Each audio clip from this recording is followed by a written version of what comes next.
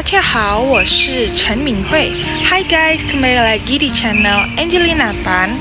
Jadi hari ini aku akan mengikuti kegiatan fakultas untuk mengunjungi Zhipingshi Township di kota Sanning, Kabupaten Ninghua. Yuk ikutin kegiatannya, laipa. Hai guys, jadi hari ini masih jam 6 pagi di luar. Masih rada gelap gitu guys. Kita mau berangkat, bye-bye. Nah, jadi titik kumpul untuk mahasiswa yang di Xiamen Xiaoqu itu di Julou atau gedung utama di Universitas Huaqiao. Karena cuaca beberapa hari ini di Xiamen lagi hujan dan kebetulan ini juga lagi gerimis, jadi kita udah diingetin untuk bawa payung masing-masing ya. Nah, kita akan pergi ke Ninghua menggunakan bus pariwisata ini. Lalu kita lanjut perjalanan ke Quanzhou karena kita akan menjemput mahasiswa angkatan 2022 sampai 2020 yang mengikuti kegiatan ini. Karena Fakultas Pariwisata di Huaqiao Daxue ada di dua tempat. Kita udah sampai di kampus Quanzhou dan perjalanan dari Xiamen ke Quanzhou sekitar 1 jam. Kita juga dikasih sarapan, minum, dan ini kita akan berangkat ke Ninghua. Nah, untuk perjalanan dari Xiamen ke Ninghua itu memakan waktu sekitar 6,5 jam karena ini beda kabupaten dan juga beda kota, tetapi masih satu provinsi di Fujian. Selama perjalanan, kita pun mengisi kegiatan dengan bermain games. Ada yang bernyanyi, ada yang memperkenalkan diri, ada yang sharing tentang budaya di suku mereka masing-masing. Karena di kegiatan ini ada seleksi dan mereka lebih mengutamakan suku minoritas yang ada di China atau mahasiswa asing.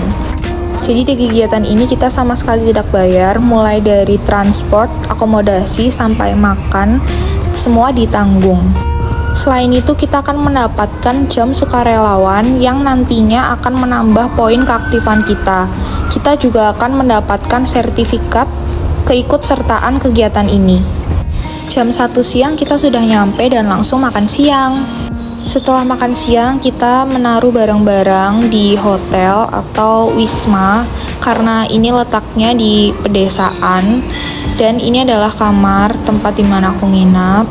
Ini ada kamar mandinya dan menurut aku ini bagus banget tempatnya.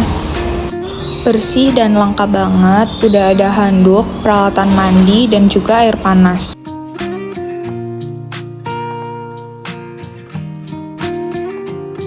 Nah, setelah kita menaruh barang-barang bawaan kita di kamar, kita lanjut nih jalan untuk menuju ke rumah pembuatan kertas dan museum percetakan.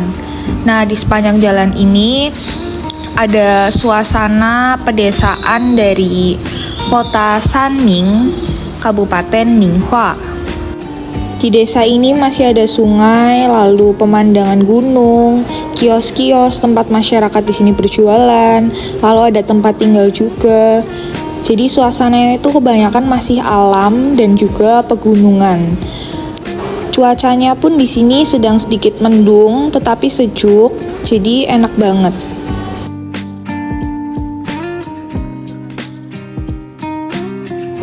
Kita udah sampai nih di tempat pabrik pembuatan kertas masyarakat Ninghua zaman dulu.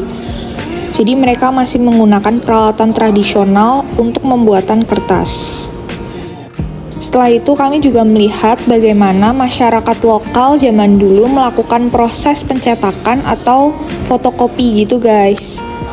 Jadi mereka menggunakan kayu yang sudah diukir lalu dioles dengan cat merah dan ditempel kepada kertas. Nah, di sini aku juga ikut merasakan nih bagaimana proses pencetakan zaman dulu dan ini hasilnya.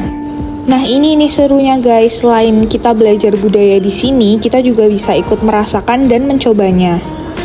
Lanjut kita ke museum proses pembuatan kertasnya nih, mulai dari persiapan bambunya, lalu bambu tersebut digiling menjadi bubur kertas, dan bagaimana kertas itu dicetak dan akhirnya menghasilkan kertas yang kita gunakan sekarang nih guys.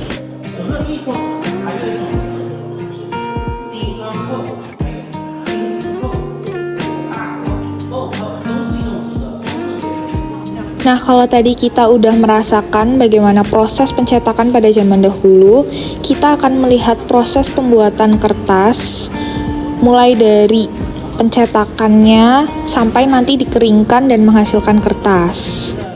Nah, ini kita sedang ditunjukkan oleh masyarakat lokal sini dan juga ada tour guide-nya yang memberi pengarahan kepada kita bagaimana sih cara melakukan pencetakan kertas ini. Setelah itu pun kami, para mahasiswa juga dapat merasakan bagaimana sulitnya ternyata mencetak kertas karena tuh lihat guys, ada yang bolong-bolong gitu, jadi bener-bener nggak gampang. Tapi di sini kita belajar dan melakukan pengalaman baru. Itu seru banget sih guys.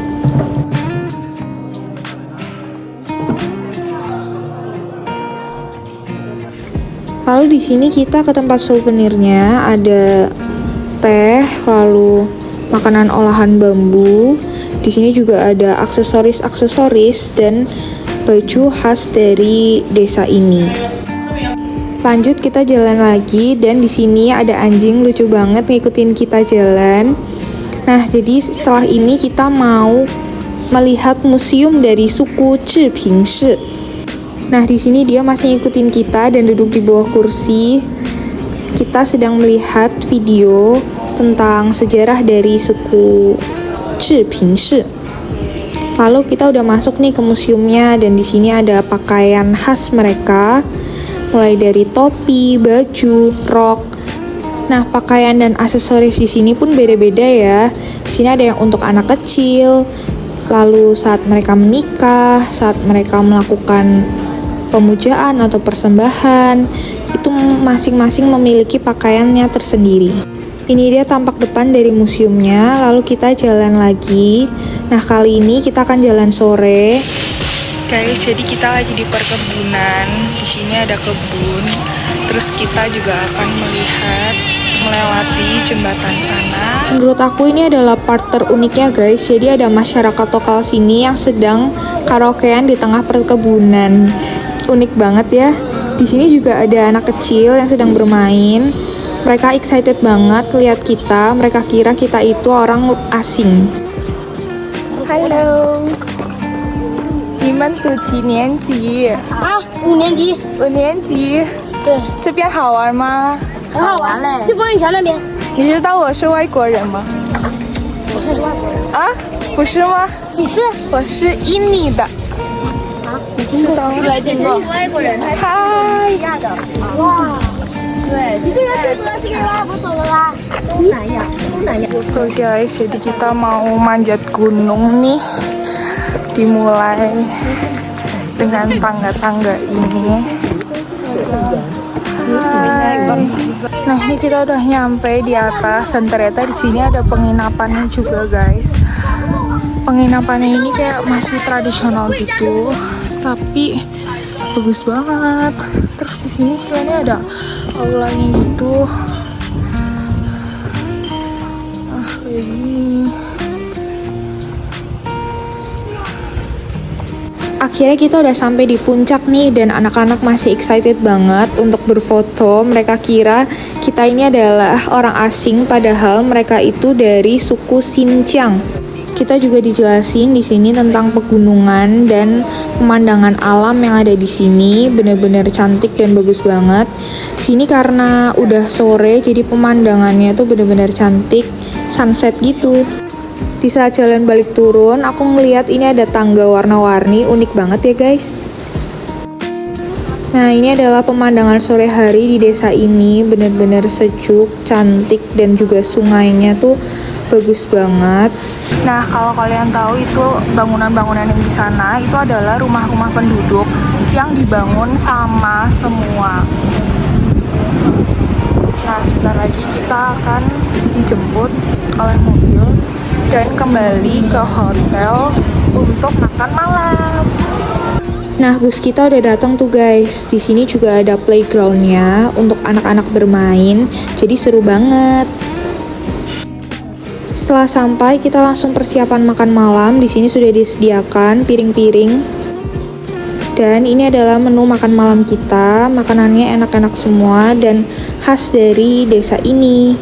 Setelah itu ada salah satu pengelola desa yang sedang menjelaskan pengembangan pariwisata di desa ini.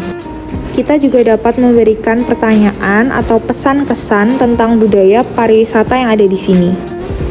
Oke guys, jadi ini adalah day 2. Karena kemarin malam hujan, jadi kita tidak ada kegiatan api unggun. Tapi nggak apa-apa, lihat nih guys, ini adalah view di pagi hari. Walaupun cuacanya sedikit mendung, tetapi aku tetap semangat untuk mengikuti kegiatan selanjutnya. Nah, ini adalah penampakan dari kamar hotelnya. Di sini view-nya masih alam karena kita ada di pedesaan, jadi udaranya itu sejuk banget. Nah, bangunan hotel ini ada 3 lantai. Lantai pertama itu untuk restorannya, lalu lantai kedua dan lantai ketiga ada kamar untuk tempat kita tinggal.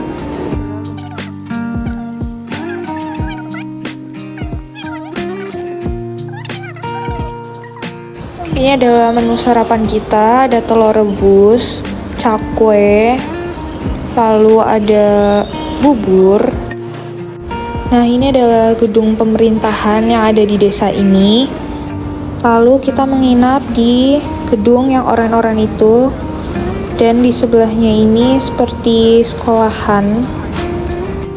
Ini kita udah sampai di kotanya, kota Sanming, Ninghua. Nah, perjalanan dari desa ke kota sekitar 1 jam menggunakan bus.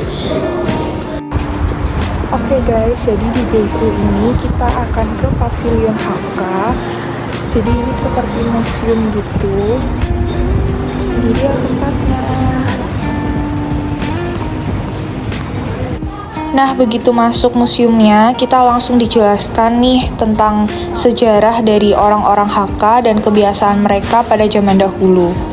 Unik banget ya guys, jadi mereka mempresentasikan sejarah dari orang HK dengan cara diukir di tembok, lalu dijelaskan dari ujung ke ujung. Lalu kita naik ke atas dan di sini ada ruangan berisi sejarah dan warisan budaya dari orang-orang HK.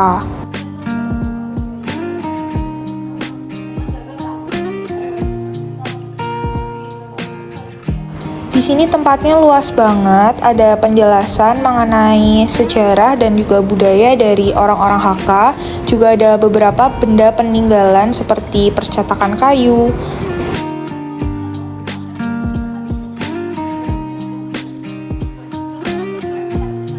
Lalu museum di China ini juga kebanyakan memiliki layar touchscreen yang menyambung ke LCD. Jadi memudahkan tour guide pada saat menjelaskan materi. Di sebelah kiri juga terdapat perpustakaan HK dan kita bisa membaca buku di sana. Lalu ini adalah miniatur atau pajangan mengenai makanan khas dari orang-orang HK. Di sini juga ada beberapa benda yang menggambarkan budaya dari orang HK saat mereka menikah. Ada tandunya, ada alat musiknya, lalu ada aksesoris-aksesoris yang dipakai pengantin.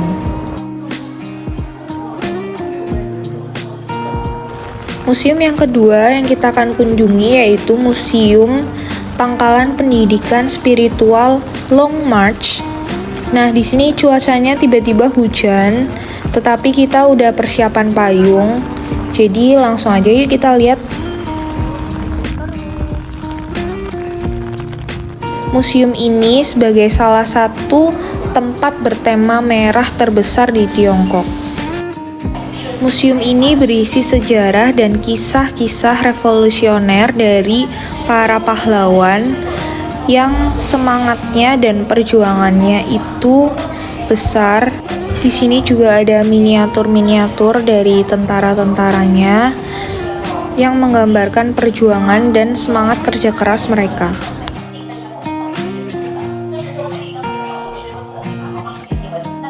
Nah, di dalam museum ini kita juga bisa membeli souvenir seperti gantungan kunci, miniatur tentara, pistol atau senjata mainan, boneka, dan lain-lain. Kita lanjut lagi keliling. Di sini ada miniatur orang-orang yang sedang membuat kertas dalam proses yang tradisional. Kalau ini adalah lobi atau ruangan utama dari museum ini, lalu kita akan naik ke lantai 2 untuk masuk ke ruangan berikutnya. Di dalam ruangan ini berisi sejarah mengenai tokoh dan pahlawan yang telah berjuang dan akhirnya berhasil. Lalu kita mendengarkan alunan trompet.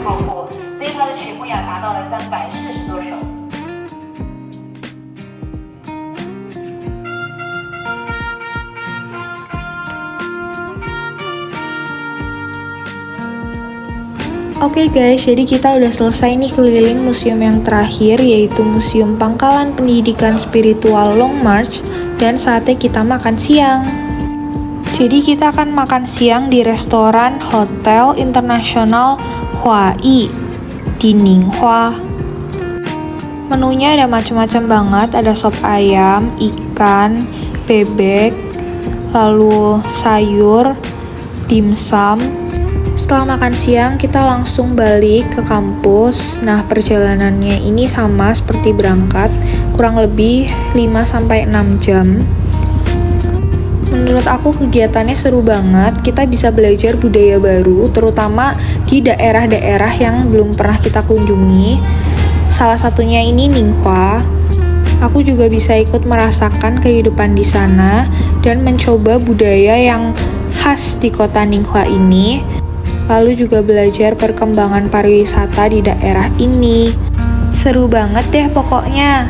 So, see you on my next video. Bye bye, 再见.